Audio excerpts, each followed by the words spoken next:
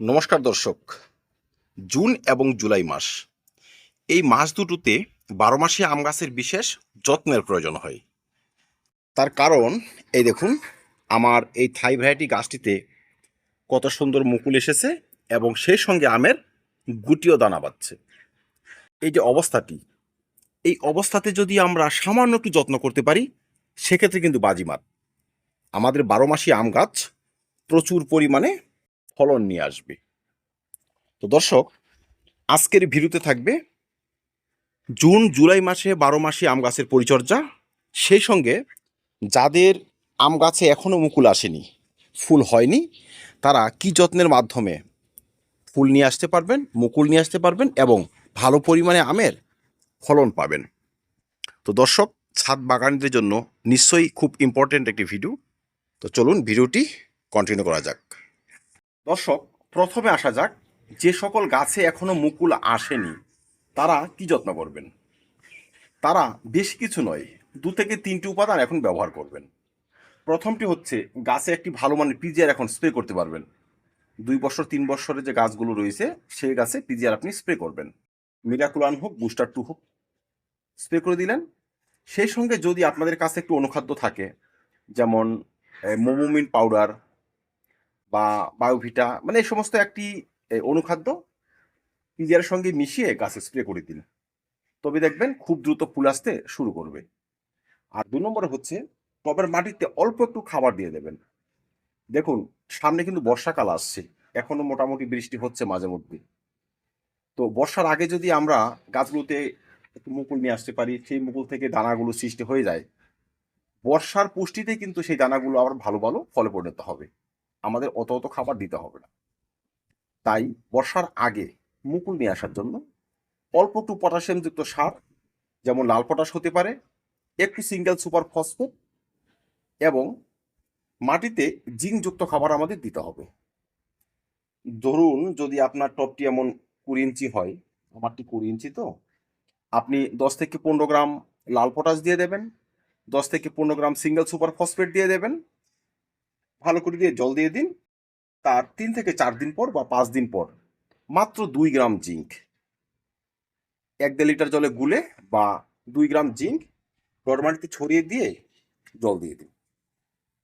আর যেদিন আপনি খাবার টবের মাটিতে দেবেন, সেই দিনই গাছে পিজিআর এবং অনুখাদ্য স্প্রে করতে পারবেন। খাবারগুলো দিবেন মোটামুটি 20 দিনের ব্যবধানে 2 বার, আর গাছে পিজিআরটি স্প্রে করবেন 10 দিনের ব্যবধানে 2 থেকে 3 বার। আর কিছু প্রয়োজন নেই, 15 থেকে 20 দিনের মধ্যে আপনার গাছে মুকুল আসতে শুরু করবে। অনেকে ভাবতে পারেন, এখন তো গাছে কচি পাতা গজাচ্ছে, সেই গাছে কি মুকুল আসবে? দর্শক, আসবে। 12 মাসি গাছ আর সিজনাল গাছ কিন্তু এক নয়। আমার এই গাছেও কিন্তু কচি পাতা বেরোচ্ছিল মোটামুটি 1.5 থেকে 2 মাস আগে। এই পাতাগুলো 2 মাস আগের পুরনো। তো যখনই পাতাগুলো একটু পরিণত হয়ে যাবে 1.5 থেকে 2 মাস, তারপর থেকে কিন্তু মুকুল আসতে শুরু করবে। এই দেখুন, সুন্দর মুকুল। আমার এইটুকু গাছে এখনও প্রচুর পরিমাণে মুকুল চলে এসেছে। এবার আসুন দেখে নেওয়া যাক, মুকুল চলে এলে আমরা কি কি যত্ন করব, বা যে সমস্ত গাছে এখন মুকুল চলে এসেছে আমার মতো, সেই সমস্ত গাছের যত্ন আপনারা কিভাবে সারবেন।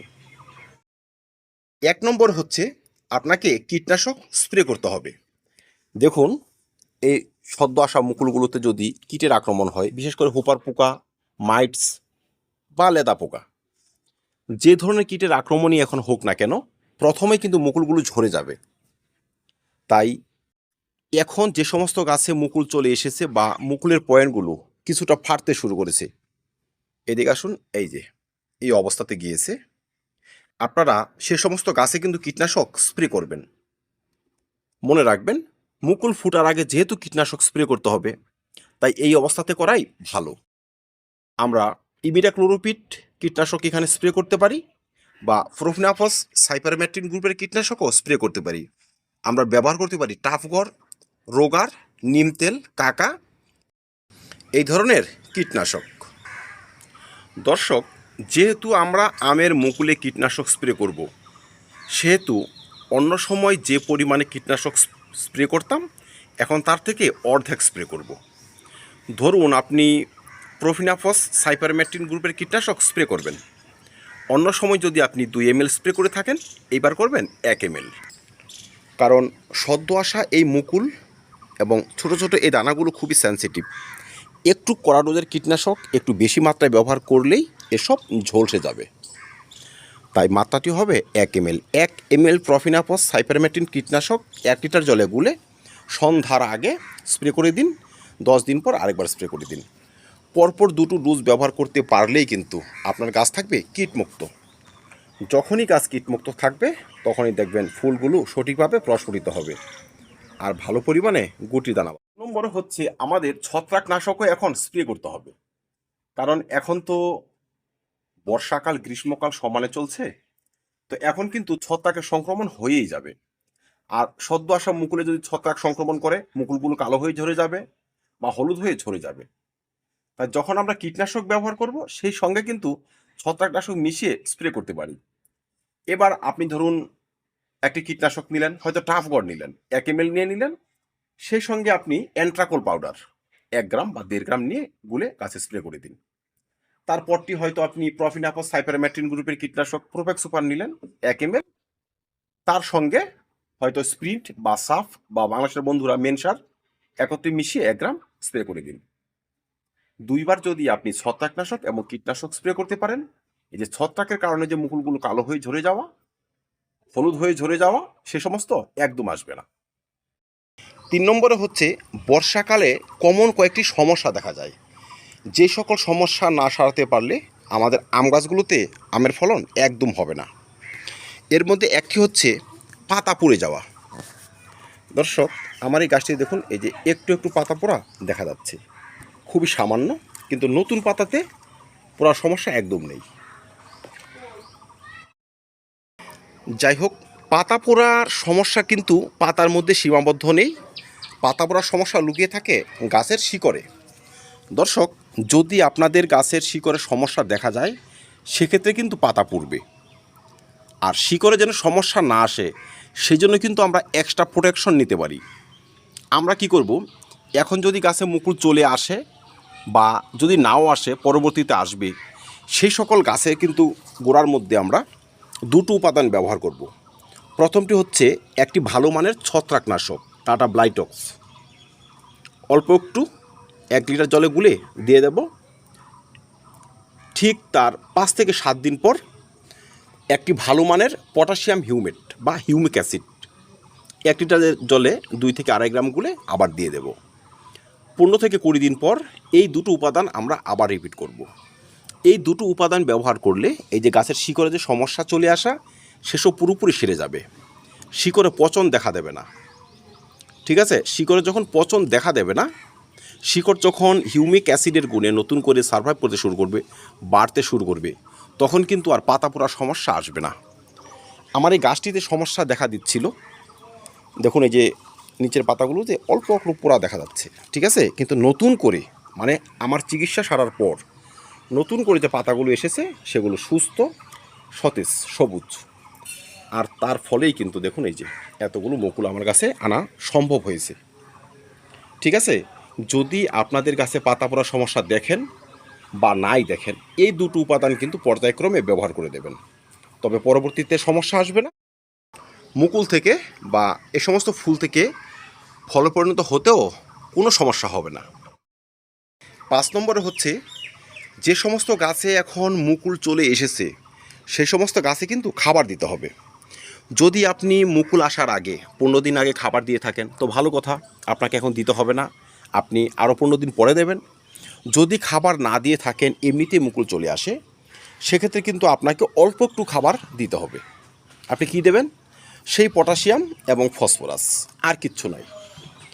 আর যদি আপনার গাছে বিগত দিনে আপনি খাবার একদমই না দিয়ে থাকেন, দেখা গেল 6 মাস আগে আপনি খাবার দেননি বা সিজনও এই সমস্ত গাছে মুকুল, সেক্ষেত্রে আপনি একটি মিশ্র সার দিতে পারেন। সেখানে থাকবে হাড় গুঁড়ো, অল্প একটু ভার্মি কম্পোস্ট, ওই 1 মুঠি, পটাশিয়াম, ফসফরাস এবং অল্প একটু অনুখাদ্য। অনুখাদ্যের মধ্যে জৈব দানা অনুখাদ্য ব্যবহার করতে পারেন বা রাসায়নিক অনুখাদ্য ব্যবহার করতে পারেন। তাহলে ধরুন আপনার টবটি এমন 20 ইঞ্চি টবের জন্য আপনি 1 মুঠি ভার্মি কম্পোস্ট দিতে পারেন।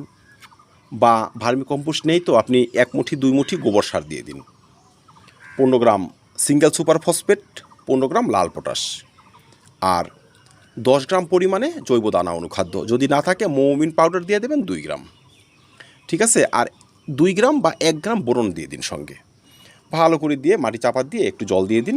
20 দিন 25 দিন পর এই খাবারটি আরেকবার রিপিট করুন।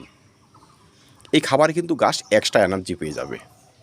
এই যে মুকুলগুলো এসেছে না, এদের পুষ্টিতে সহায়তা করবে, এর সমস্ত মুকুল ফেটে দানার সৃষ্টি হবে। অনেক সময় আমরা 12 মাসি আম গাছগুলো ফেলে রাখি, ওই বছরে 2-4টে আম হয়, তারপর সারা বছর মুকুল আসে, কিন্তু একটিও ফলে পরিণত হয় না। সেসব হয় না আমাদের কিছু ভুল, কিছু খাদ্য এবং কিছু যত্নের ঘাটতিতে। কিন্তু আমরা যত্ন সঠিকভাবে করতে পারলেই বাজিমাত। আমার এই গাছটি দেখুন, এই দেখুন দানাগুলো, এখানে দেখুন অজস্র দানা। আর যতগুলো মুকুল এসেছে, প্রতিটি মুকুল থেকে যদি একটি করে আম হয়, এই গাছে কিন্তু আমার 20+ আম দাঁড়িয়ে যাবে। 2টো করে হলে 50+। ভিডিওর শেষে একটি টিপস আমরা শেয়ার করব, যেটি না মানলে আমাদের গাছে মুকুল এলেও সে সমস্ত ফলে পরিণত হবে না। সেটা হচ্ছে আমাদের টব হতে হবে ওয়েল ড্রেনেজ সিস্টেম। দেখুন এখন কিন্তু বর্ষাকাল চলছে, বর্ষাকালই ধরা যায়, কারণ প্রচুর বৃষ্টি হচ্ছে, আজকেও বৃষ্টি হয়ে গিয়েছে, ভালো বৃষ্টি।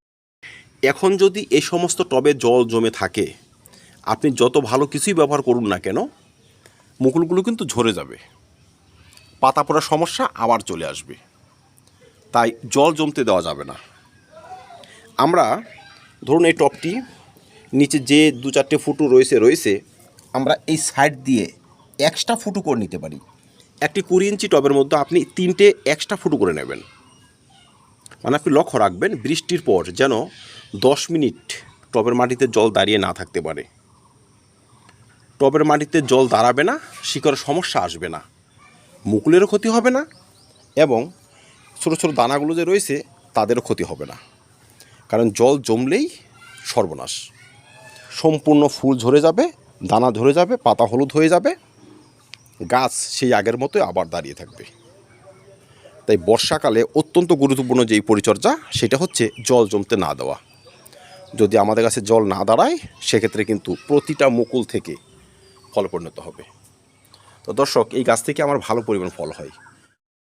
তো এইবারও আমি আশা রেখেছি যে ভালো পরিমাণে ফলন হবে।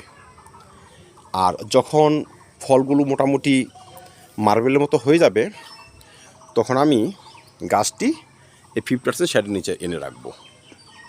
এখন এমন একটি স্থানে রেখেছি যেখানে সকালের রোদ মোটামুটি পাবে, দুপুরের রোদটা একটু কম, বিকেলের রোদ পাবে, ঠিক আছে। ফলগুলো মোটামুটি একটু মার্বেলের মতো হয়ে গেলে আমি 50% শেডের নিচে এনে রাখবো, যেন ফলগুলো ঝলসে না যায়, ঠিক আছে। আর টবগুলো ডাইরেক্ট ছাদের টাচে রাখবেন না, ইট দিয়ে কাঠ দিয়ে স্ট্রাকচার বানিয়ে এইভাবে সেখানে রাখবেন। এতে ছাদ গরম হয়ে গেলেও মাটি গরম হবে না, আপনার যে মুকুলগুলো এসেছে সেসব ঝলসে যাবে না, ঝরবে না। তো দর্শক, বর্ষাকাল জুন এবং জুলাই মাস, প্রতিটি আম গাছে এখন মুকুল আসবে। অল টাইম গাছগুলোতে আমাদের একটু যত্ন এই সমস্ত গাছকে ভরিয়ে রাখতে পারে আমে। তো ধন্যবাদ। আম চাষ নিয়ে আরও ভিডিও রয়েছে চ্যানেলে, সেসব দেখে নেবেন, চাষ ব্যবস্থা একদম ইজি হয়ে যাবে। তো ধন্যবাদ দর্শক, দেখা হবে অন্য ভিডিওতে অন্য কোনো টপিক নিয়ে। ভিডিওটি ভালো লাগে লাইক এবং শেয়ার করবেন, চ্যানেলটি সাবস্ক্রাইব করে পাশে থাকবেন। ভিডিও দেখার জন্য অসংখ্য ধন্যবাদ।